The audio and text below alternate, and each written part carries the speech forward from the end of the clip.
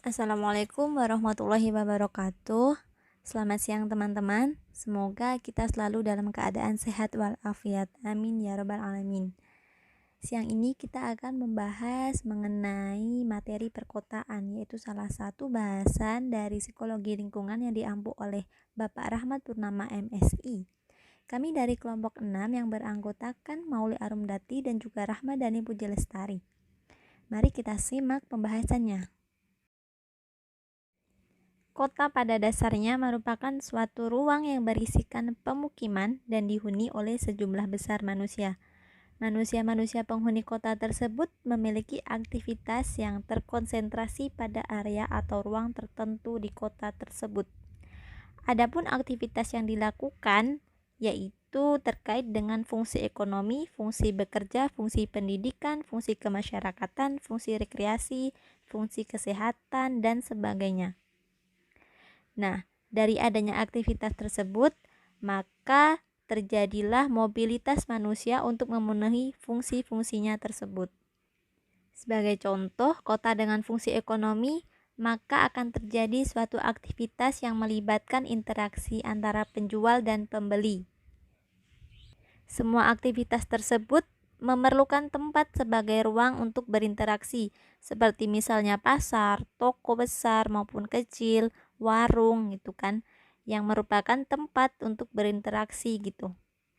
Nah, semakin baik kondisi ekonomi masyarakat, maka kehidupan ekonomi kota tersebut akan semakin meningkat. Begitu pula dengan aktivitas ekonomi juga akan lebih bervariasi. Pemenuhan kehidupan warga kota itu membutuhkan maka kebutuhan untuk pangan harus memperoleh suplai dari desa. Dengan demikian terjadi hubungan antara kota dan desa. Perkembangan di perkotaan, orang bekerja di kota, mereka mengembangkan industri. Tentu saja supaya industri dapat terus berkembang, maka industri membutuhkan bahan baku. Nah, bahan baku industri ini diperoleh dari daerah hilir, yaitu daerah pedesaan, sehingga terjadilah hubungan antara hilir dan hulu, hubungan antara perdesaan dan perkotaan. Karena industri menimbulkan pencemaran udara, maka lokasi industri bergeser ke area tepi kota. Dengan demikian, sarana infrastruktur jalan pun berkembang hingga ke tepi kota. Maka dari itu, sarana infrastruktur jalan pun berkembang hingga ke tepi kota. Nah, industri maju tersebut akan menarik bagi pekerja, sehingga di daerah sekitar industri itu muncul perumahan-perumahan pekerja. Dan akhirnya daerah tepi kota pun menjadi ramai. Kemudian sejarah perkotaan. Kota tradisional. Awal berdirinya suatu kota hanya melibatkan beberapa elemen penting dari kota tersebut. Adapun elemen penting itu yakni kepala pemerintahan, pemimpin agama, dan elit politik. Para elit kota bertempat tinggal di pusat kota. Tempat tinggal mereka menjadi eksklusif dan memiliki status yang tinggi. Pada saat itu pula, rumah tinggal mereka merangkap sebagai tempat kerja. Adapun kota tradisional memiliki dua ciri khas. Yang pertama, rumah tinggal para elit kota ini mengelompok. Bahkan lokasi tempat tinggal tokoh agama, karena di Indonesia ini mayoritasnya beragama Islam, itu didekatkan dengan masjid, dikaitkan dengan masjid dan menghadap ke arah barat. Jadi menghadap ke arah kiblat.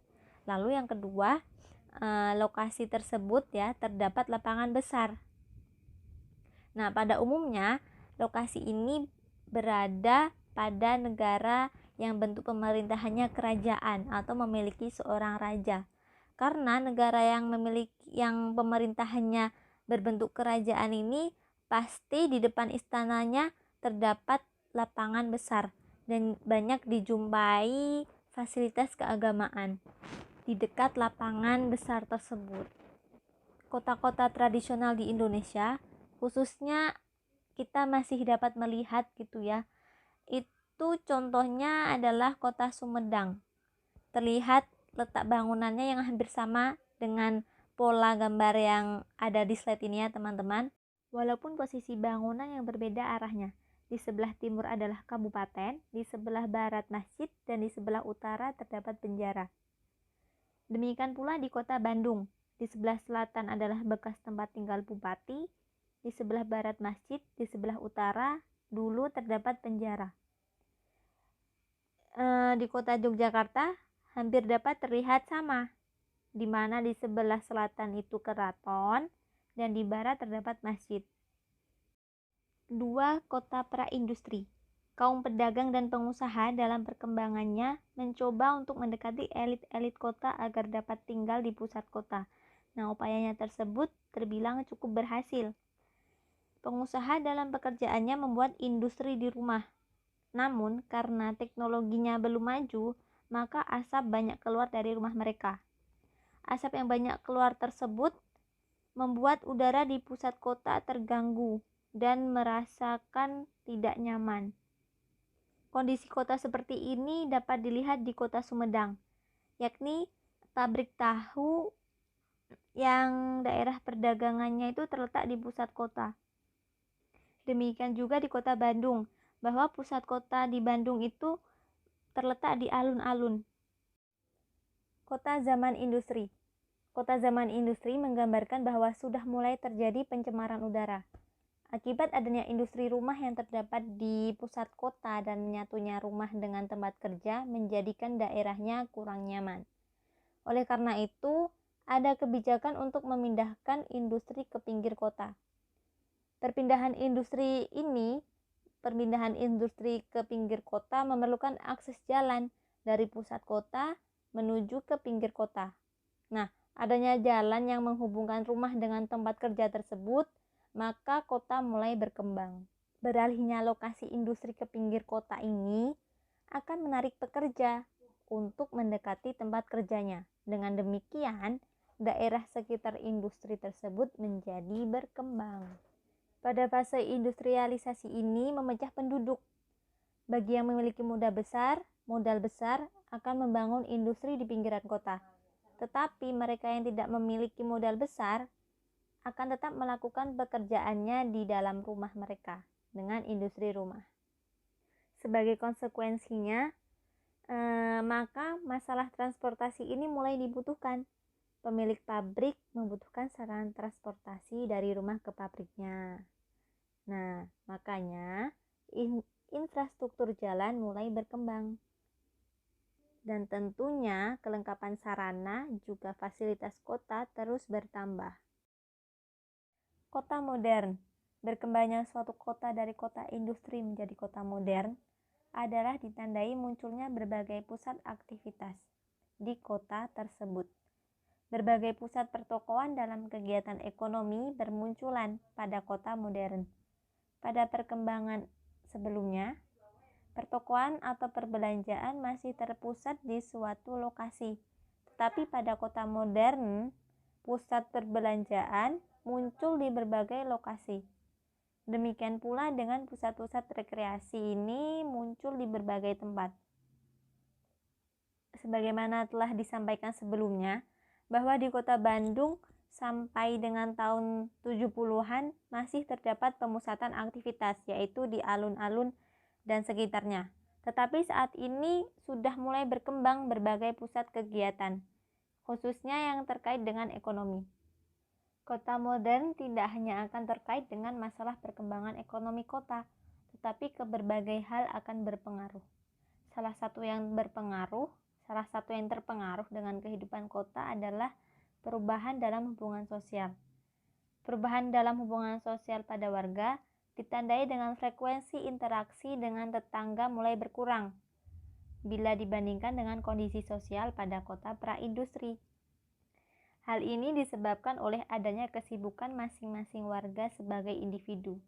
Oleh karena itu, perubahan suatu kota ke arah kota modern dapat pula menyebabkan dampak yang lain.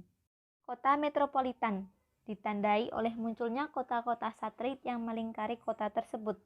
Di setiap kota satelit terdapat berbagai pusat aktivitas dan pemukiman. Dengan demikian, aktivitas warga akan mengikuti aktivitas yang ada di daerah pemukimannya. Perkembangan metropolitan kadang-kadang disertai pula dengan adanya perkembangan jaringan sosial ekonomi yang kompleks. Sebagai contoh, Kota Metropolitan Jakarta. Di daerah Glodok berkembang pusat elektronik, sedangkan di Tanjung Priok berkembang dengan produksi ikan laut, dan sebagainya. Dengan demikian, aktivitas warga metropolitan itu dapat melakukan perjalanan yang cukup jauh di kota metropolitan, karena untuk mencapai jaringan sosial ekonominya. Kota Metropolitan Jakarta awalnya memiliki kota satelit adalah daerah Kebayoran Baru. Kebayoran Baru ini masih merupakan wilayah Jakarta secara administratif. Namun, aktivitas kota Jakarta tidak dapat terpenuhi oleh Kebayoran Baru sebagai kota satelitnya. Pertambahan penduduk kota Jakarta yang demikian pesatnya mengakibatkan kota-kota di sekitar Jakarta tumbuh untuk menampung aktivitas warganya, sehingga seolah-olah kota di sekitar Jakarta menjadi satelit kota Jakarta. Adapun kota-kota di sekitar Jakarta yang terkena imbas dari pertumbuhan kota Jakarta adalah Bogor, Depok, Tangerang, dan Bekasi.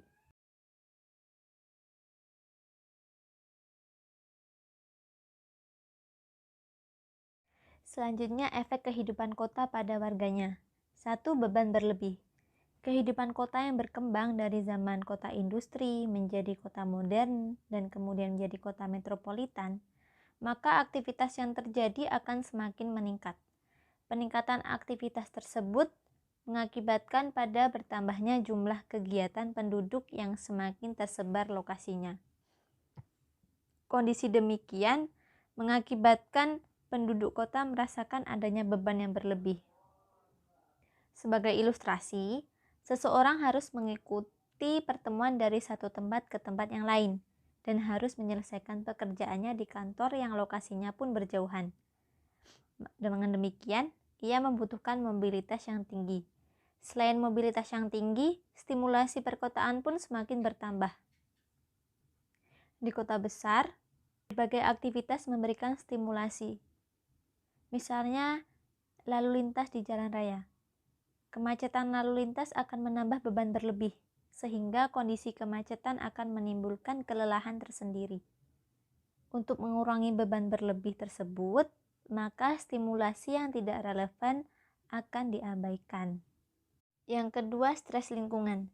Kota metropolitan akan memberikan stres yang lebih pada penghuninya dibandingkan dengan kota modern. Hal ini dapat terjadi karena jarak antar kota yang cukup jauh dan kemudian terjadi kemacetan di jalan sangatlah memungkinkan. Waktu tempuh pun dari satu tempat ke tempat lain sulit untuk diprediksi. Demikian pula dengan biaya hidup yang relatif lebih tinggi di kota-kota besar bila dibandingkan dengan kota yang lebih kecil. Kondisi demikian akan menimbulkan stres tersendiri bagi penduduk yang memiliki penghasilan yang tidak besar. 3. Tingkah laku prososial. Tingkah laku prososial adalah tingkah laku saling tolong-menolong atau membantu di antara penduduk. Tingkah laku prososial di kota-kota besar akan berkurang frekuensinya. Tingkah laku prososial menjadi fenomena yang jarang terlihat pada penduduk kota besar. Oleh karena itu, untuk menggerakkan peran serta masyarakat di kota besar tidaklah mudah. 4. Kriminalitas yang menyertai kehidupan kota.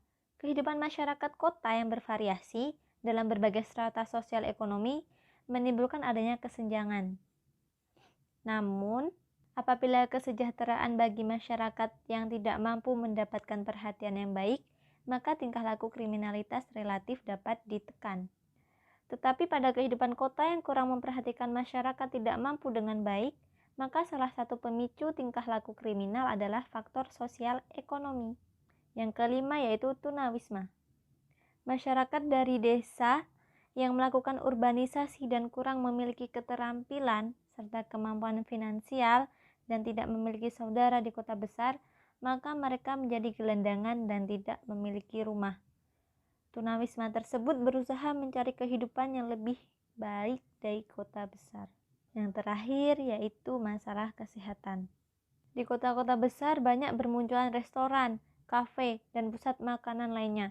Dengan demikian, makanan tersebut menjadi gaya hidup bagi penduduk kota besar, Sehingga masalah kesehatan di kota besar pun menjadi masalah tersendiri, yaitu munculnya penduduk dengan berat badan berlebih, menderita kelebihan lemak, dan sebagainya.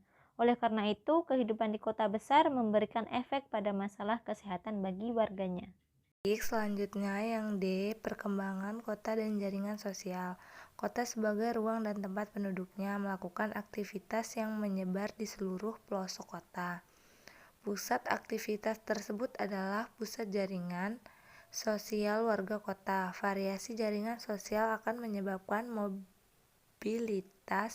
penduduk melintasi kota tersebut, maka jaringan sosial dan perkembangan dapat saling mempengaruhi. Berdasarkan uraian di atas, maka perencanaan kota dapat saja dikaitkan dengan pusat-pusat aktivitas jaringan sosialnya. Hal ini dikarenakan bahwa perencanaan kota tidak dapat terlepas dengan kegiatan masyarakat kotanya. Daerah permukiman merupakan titik awal dari pergerakan seseorang untuk mencapai jaringan sosialnya pada setiap harinya. Pengelompokan daerah permukiman yang favorit dan adanya daerah permukiman lain yang berdekatan maka akan menimbulkan kegiatan yang tinggi di area yang harus dilakukan oleh semua pihak untuk mencapai jaringan sosial. Dengan demikian akan terjadi penumpukan lalu lintas di suatu daerah sehingga kemacetan dapat terjadi. Oleh karena itu, sangatlah penting pembangunan infrastruktur untuk mengatasi berbagai masalah yang muncul di perkotaan. Pemukiman yang banyak diminati oleh penduduknya sudah barang tentu mempunyai nilai tertentu. Permukiman yang memiliki nilai tinggi akan menjadi pilihan penduduk. Mengapa permukiman tersebut dipilih oleh banyak orang? Karena dasar pemilihan penduduk terhadap suatu area permukiman dapat disebabkan oleh karena kehidupan bertetangga yang menyenangkan, mempunyai kelengkapan fasilitas umum, memiliki nilai ekonomi yang tinggi dan mempunyai nilai jual kembali yang tinggi, infrastruktur yang baik dan sebagainya. Apabila suatu permukiman memiliki nilai kehidupan bertetangga yang baik, maka penghuninya akan mengurangi frekuensi untuk keluar dari area pemukimannya tersebut. Hal ini berarti bahwa kehidupan bertetangganya dapat mempengaruhi kebutuhan yang terdapat di objek jaringan sosialnya, atau dengan perkataan lain bahwa objek jaringan sosialnya terdapat di dalam kehidupan bertetangganya. Selanjutnya yang E, bagaimana kota layak huni? Yang pertama yaitu air bersih, permukaan tanah, dan banjir. Air bersih, permukaan tanah, dan banjir, manusia dalam kehidupannya akan selalu berusaha memenuhi kebutuhan dirinya. Salah satu kebutuhan yang harus dipenuhi adalah air bersih untuk minum, masak, mandi, dan cuci. Untuk memperoleh air bersih, penduduk di kota besar masih banyak yang belum mendapatkannya. Masyarakat yang tinggal di pinggir sungai, mereka lebih banyak menggunakan air sungai yang kotor. Demikian pula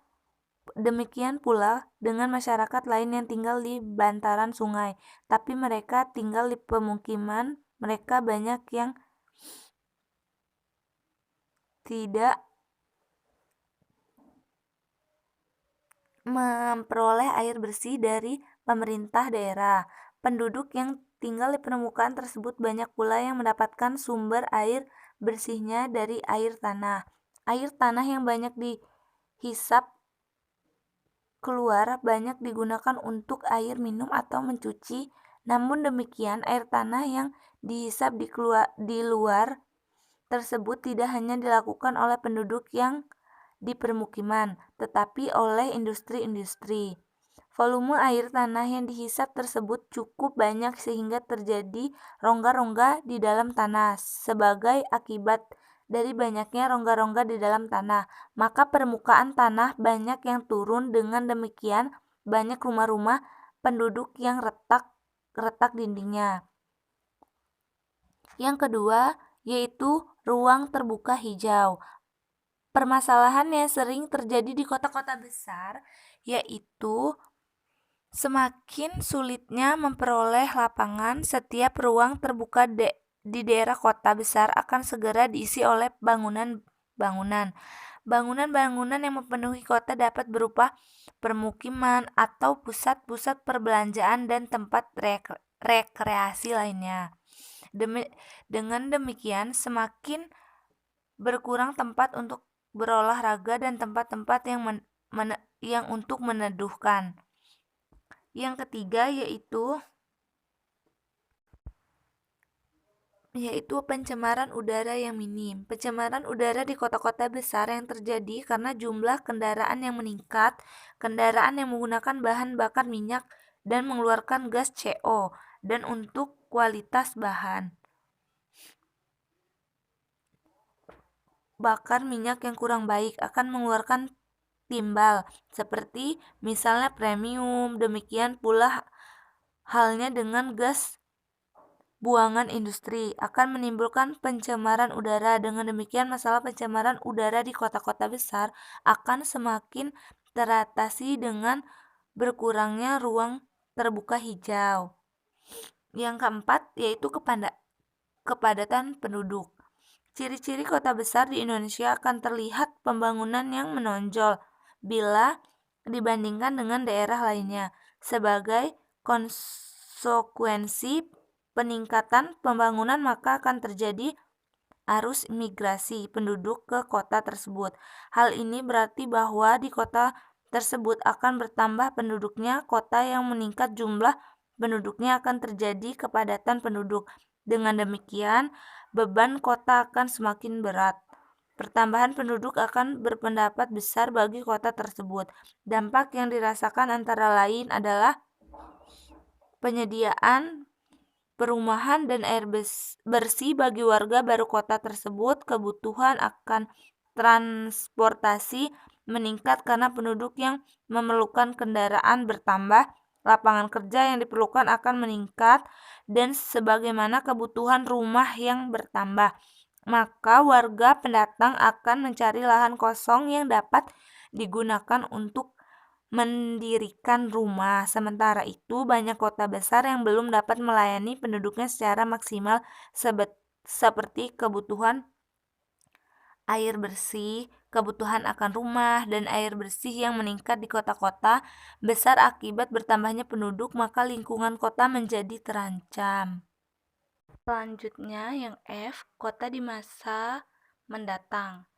Kehidupan masyarakat di kota-kota besar akan mengarah pada kehidupan kota ultramodern yang akan diwarnai oleh dunia virtual, sehingga komputer menjadi salah satu alat yang menjadi penting pada kehidupan manusia.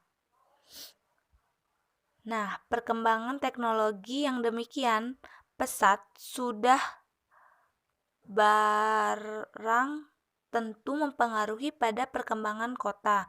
Namun demikian, perkembangan kota tidak terlepas dari pertumbuhan ekonomi di kota tersebut. Seharusnya semakin baik pertumbuhan ekonomi di suatu kota dan penduduknya dapat merasakan kemajuannya, maka kota tersebut akan berkembang maju. Tetapi di Indonesia tidak demikian halnya. Kota yang pertumbuhan ekonominya baik akan terjadi arus urbanisasi dari daerah lain yang pada umumnya berasal dari penduduk yang taraf ekonominya kurang untuk mencapai kerja. Dengan demikian, kota tersebut akan selalu menghadapi masalah kemiskinan dan kesenjangan. Tingkat kesejahteraan akan selalu terjadi. Kesenjangan antara warga kota yang kaya dan yang tidak mampu akan terlihat dalam gaya hidupnya. Gaya hidup pada warga kota yang kaya akan ditunjukkan dengan kehidupan yang selalu menggunakan ICT, Information and Communication Technology. Mereka sangat mudah untuk memperoleh informasi dan memperoleh layanan yang lebih baik, seperti masalah belanja menggunakan layanan elektronik. Sedangkan warga yang kurang mampu memiliki keterbatasan dalam memperoleh layanan ICT. Sebagai besar warga kota-kota besar menggunakan telepon seluler atau telepon genggam. Dengan demikian, telah terjadi suatu pertumbuhan menjadi kota ultra modern yang mengarah pada kota teknologi informasi. Kota teknologi informasi ditandai dengan perubahan-perubahan kehidupan warga kotanya. Interaksi sosial, hiburan, dan pendidikan banyak yang menggunakan alat teknologi informasi. Interaksi sosial antar penduduk sangat dimungkinkan tidak terjadi interaksi tatap muka. Demikian pula dalam dunia pendidikan dapat terjadi perubahan teknik pembelajaran. Sekian penjelasan dari kelompok 6 mengenai materi perkotaan. Semoga kita semua dapat memahaminya dengan baik. Jika terdapat kesalahan, kami minta maaf. Wassalamualaikum warahmatullahi wabarakatuh.